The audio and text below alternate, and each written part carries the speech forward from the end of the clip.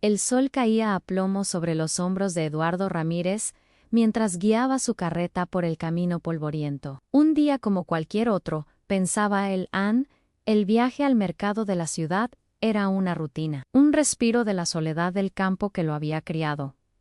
Pero ese día, el aire se sentía distinto, más pesado. El canto de los pájaros se había apagado, y un silencio antinatural se extendía por el monte. Eduardo aguzó el oído, acostumbrado a descifrar los susurros de la naturaleza, pero solo encontró un vacío inquietante, como si la tierra misma contuviera la respiración. Una sombra pareció moverse entre los árboles, demasiado rápida, demasiado oscura para ser un animal conocido. Se encogió de hombros, atribuyéndolo al cansancio, y siguió su camino, sin saber que una presencia ancestral ya había fijado su atención en él. Las transacciones en el mercado pasaron como un borrón. Eduardo solo quería regresar a la familiaridad de su rancho antes de que la noche se cerrara por completo, pero el sol se hundió tras las colinas más rápido de lo esperado, tiñendo el cielo de naranjas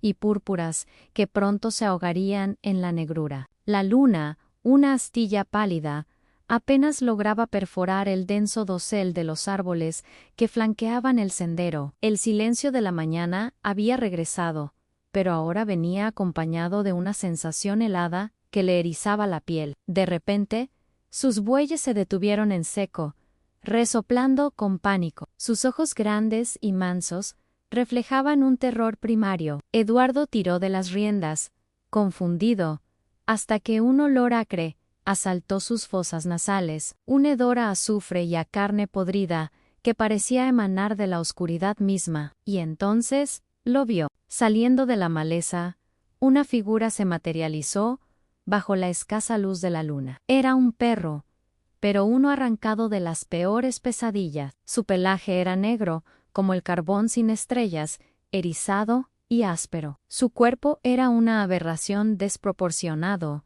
con patas largas y huesudas que terminaban en garras que arañaban la tierra. Pero lo peor eran sus ojos. Dos brasas incandescentes que ardían con un rojo maligno, fijas en él.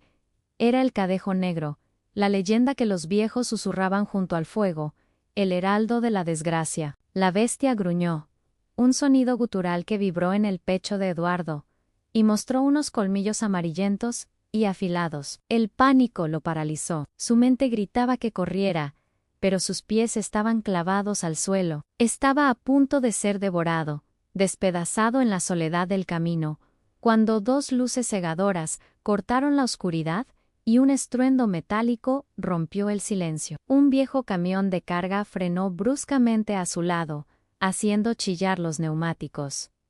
¡Sube, muchacho!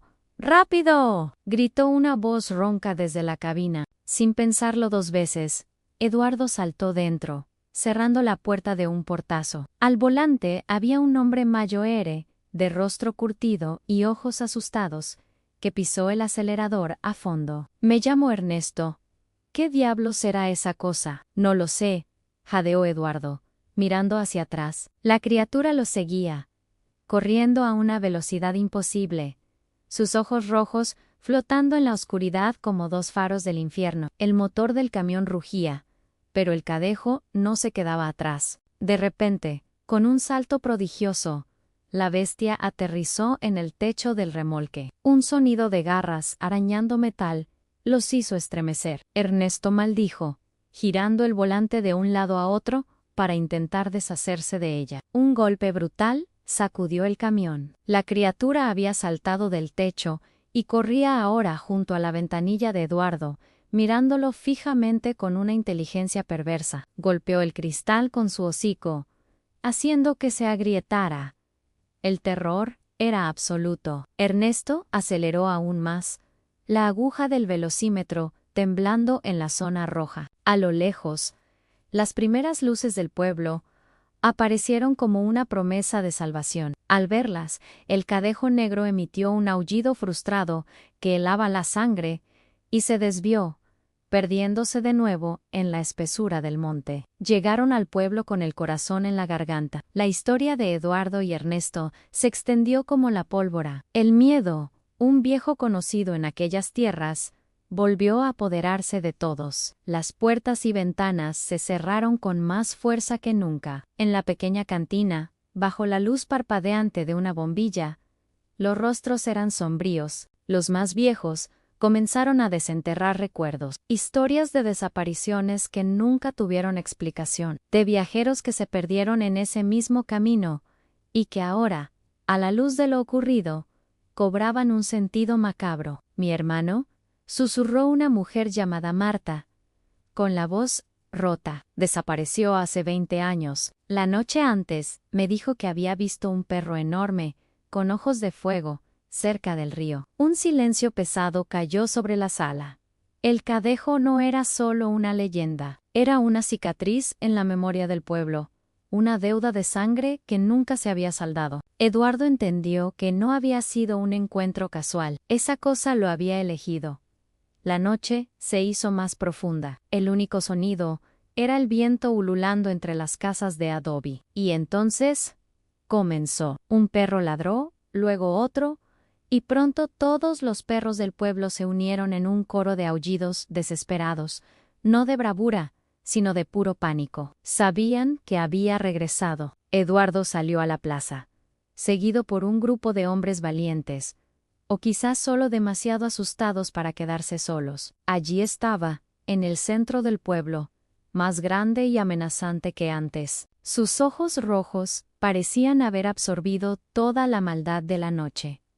El olor a azufre era sofocante. La criatura no se movía, simplemente los observaba, saboreando su miedo. El suelo bajo sus patas parecía secarse. La hierba, marchitándose a su paso, iba a acabar con todos, lentamente. Cuando el Cadejo Negro dio un paso adelante, abriendo sus fauces para desatar el infierno, una luz irrumpió desde el otro extremo de la plaza. Era una luz plateada, pura y potente, que obligó a todos a entrecerrar los ojos. De ella emergió otra figura, otro perro, de tamaño similar al monstruo, pero completamente opuesto. Su pelaje era blanco como la nieve recién caída, sus ojos de un azul profundo y sereno, y de su cuerpo emanaba un aura de paz y protección. Era el Cadejo Blanco, el guardián de los inocentes. Sen-an-Sonero. El protector se interpuso entre la bestia y la gente del pueblo. Los dos seres, la noche y el día, el mal y el bien, se estudiaron por un instante eterno, y entonces la batalla comenzó. Fue un choque de furia primigenia. Gruñidos que parecían desgarrar el tejido de la realidad resonaron por todo el valle. El Cadejo Negro atacaba con una violencia demencial, lanzando zarpazos que dejaban surcos en el suelo. El Cadejo Blanco respondía con una fuerza precisa y contenida, esquivando y contraatacando con una gracia letal. Era una danza de muerte y salvación. Sangre negra y destellos de luz plateada manchaban la tierra. Se embestían con la fuerza de dos trenes, levantando nubes de polvo y piedras. La gente observaba, paralizada, siendo testigo de una lucha que pertenecía a otro mundo, a una era de mitos y leyendas. La pelea fue brutal y sin cuartel. El Cadejo Negro, en su desesperación, logró morder al blanco en un costado, pero éste respondió con una embestida que lanzó al demonio por los aires. La criatura oscura se estrelló contra el muro de la vieja iglesia y cayó al suelo, malherida. Luchó por levantarse, su cuerpo temblando de rabia y dolor. El Cadejo Blanco se acercó, imponente, no para dar el golpe de gracia, sino para afirmar su victoria. El bien no aniquila, destierra. Con un último aullido de odio y promesa, el Cadejo Negro se arrastró hacia la oscuridad del monte, dejando un rastro de sangre corrupta. Desapareció entre los árboles, derrotado pero no destruido. An sabía que volvería. El silencio regresó. Pero esta vez era un silencio de asombro y alivio. El Cadejo Blanco, jadeando, se giró. Sus ojos azules se encontraron con los de Eduardo. No había gratitud ni calidez en su mirada, sino una advertencia solemne. Fue una mirada que lo marcó, que le dijo sin palabras que esto no había terminado, que él, Eduardo, estaba ahora en el centro de esta guerra eterna. Luego, tan silenciosamente como había aparecido, el guardián se disolvió en una neblina plateada y desapareció. Desde esa noche, la vida de Eduardo Ramírez nunca volvió a ser la misma. Ya no veía el campo como un lugar de paz, sino como un escenario donde las sombras ocultaban verdades terribles. Sabía que no estaba solo. El cadejo negro lo acechaba desde la oscuridad, esperando su momento, y el cadejo blanco lo vigilaba desde la luz, como un centinela silencioso. Eduardo se había convertido en un punto de equilibrio, un testigo de la batalla sin fin entre el bien y el mal que se libra, invisible para la mayoría, en el corazón de la montaña, y sabía, con una certeza que le helaba los huesos, que su papel en esa lucha apenas comenzaba. Gracias por acompañarnos en esta leyenda. Si te gustan las historias que exploran los rincones más oscuros del folclore, no olvides suscribirte y darle a la campanita para no perderte nuestro próximo video. Hasta la próxima.